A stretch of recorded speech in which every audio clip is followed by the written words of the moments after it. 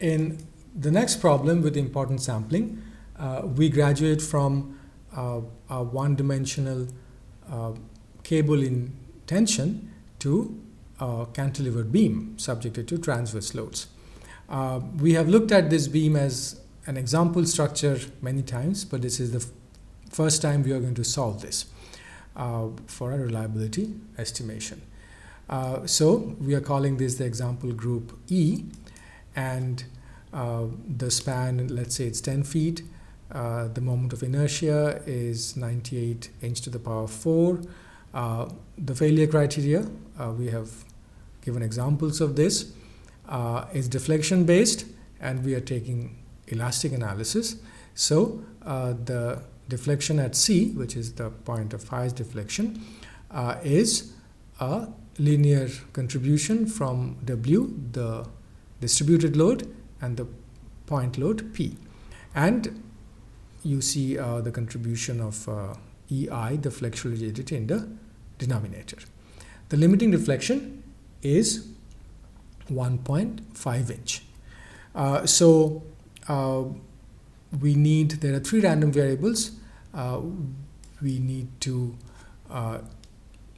define their statistics. We take the loads to be random with the properties as you see on your screen, and we just take E, the elastic modulus, as the random quantity. We leave I, the moment of inertia, to be a non-random constant. So with this in mind, I would like you to solve this with an importance sampling. If you like, you could solve it with FORM, you could solve it with basic Monte Carlo, but this would be a good exercise, and I'm going to give you the answers in the next slide. And if you want to work through the example first, then please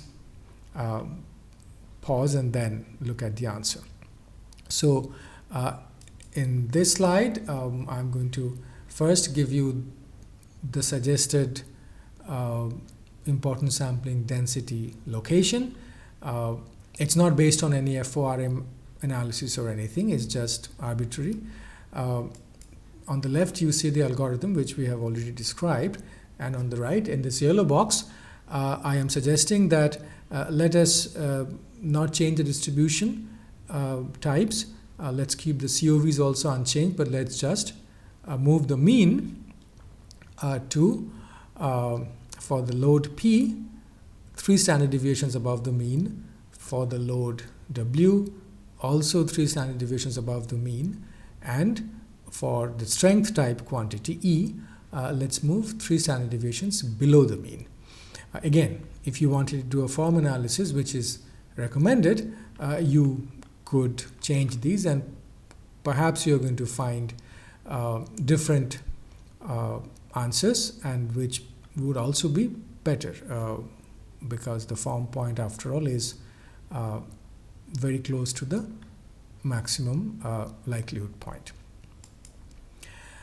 So here are the results, and what you see on the left 2 columns, on the left group, I have the result of 10 million Monte Carlo simulations, basic Monte Carlo simulations, brute force Monte Carlo simulations, done repeatedly about, I'm guessing, about 20 times. And we have the answer from each of these. So you see the answers vary in around something like 1 into 10 to the minus 4. And if we now look at an importance sampling with what we are talking about, we can get answers, very close answers of the same order, but only from 10,000 importance sampling simulations in each case. And if we want to do a little more importance sampling simulation, then with 100,000 each, again, we get answers that are very close. And now if we collate all these answers and get the overall statistics of all these individual runs, this is the sort of answer that we are going to get. The average of the brute force Monte Carlo with 10 million simulations is 1.31 into 10 to the minus 4. That is the estimated PF, the average. And the COV is very small, it's about 2.4%. With just 10,000 importance sampling, we get an answer very close to the 10 million simulation answers from Monte Carlo, basic Monte Carlo. That's 1.3 into 10 to the minus 4. The uncertainty COV is 6.5%. It's quite within our typical accepted limits, a little higher than the 2% that we see from the basic Monte Carlo.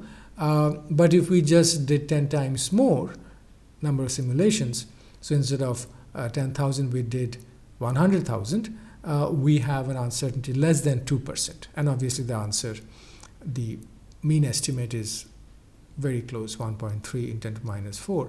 So clearly here we are getting an advantage of almost 2 orders of magnitude. The answer we get from 100,000, the answer we get from 100 million, the answer we get from 10 million simulations, we are getting only from 100,000. So there is a 100-fold increase in efficiency for kind of the same level of uncertainty.